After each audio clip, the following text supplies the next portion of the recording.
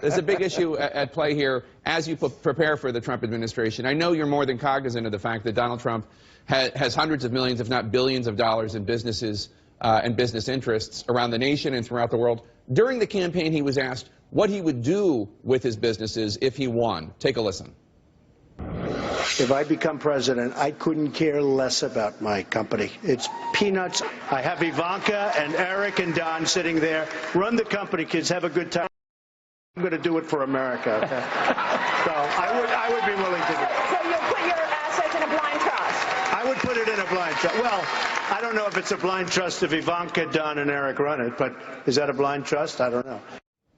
I'll answer that question. That's not a blind trust. If your kids run your businesses, it's not a blind trust. In a blind trust, there's an independent trustee who takes over your portfolio and directs it without your input or any input from anyone around you.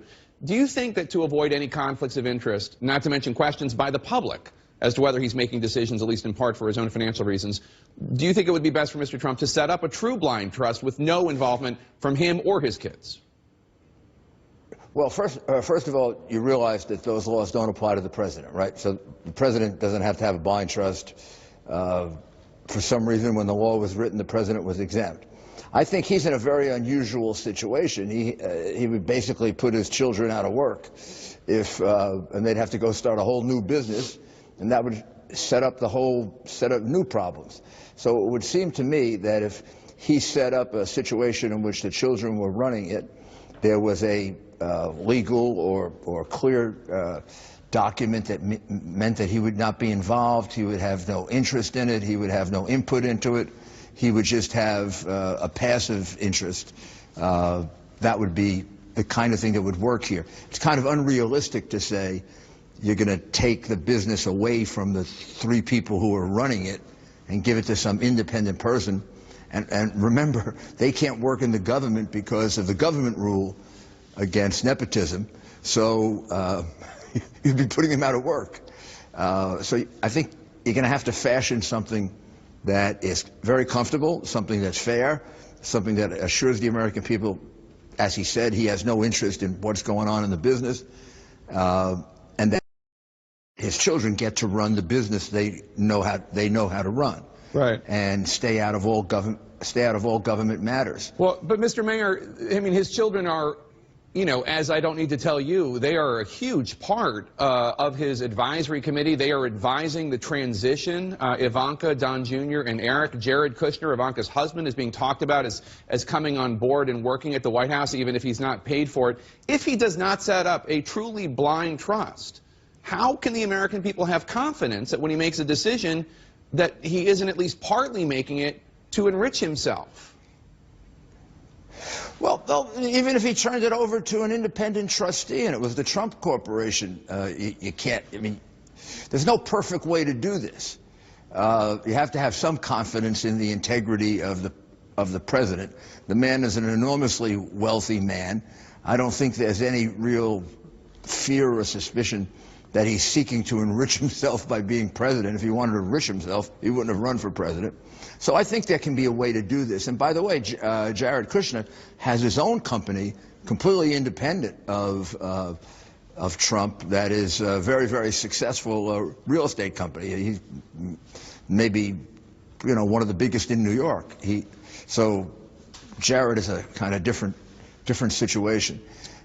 Well, I'll just say this, and then you can dismiss it as you want, but I'm putting a flag in it right now.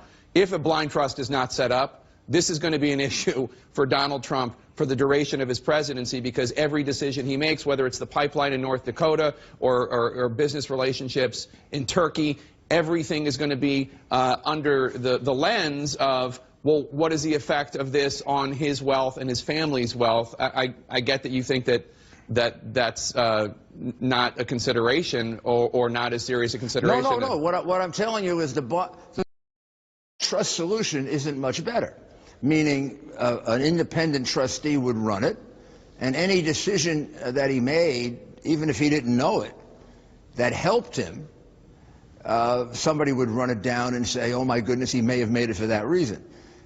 So blind trusts aren't perfect either. So I think it's far better than situation. It's far better than people in his family advising him and then also working on his business. But they're not.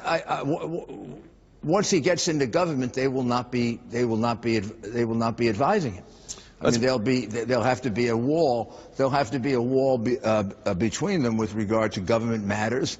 And something I'm very familiar with from my days in the Justice Department, which is recusing yourself from decisions that involve you or any financial matter involving you. All right. Well, if you thought the issues between the Clinton Foundation and Hillary Clinton's State Department were big, fasten your seatbelts. But let's move on. Mr. Trump shook up the Republican primary. Oh, I think Jake, I think that's a very unfair suggestion.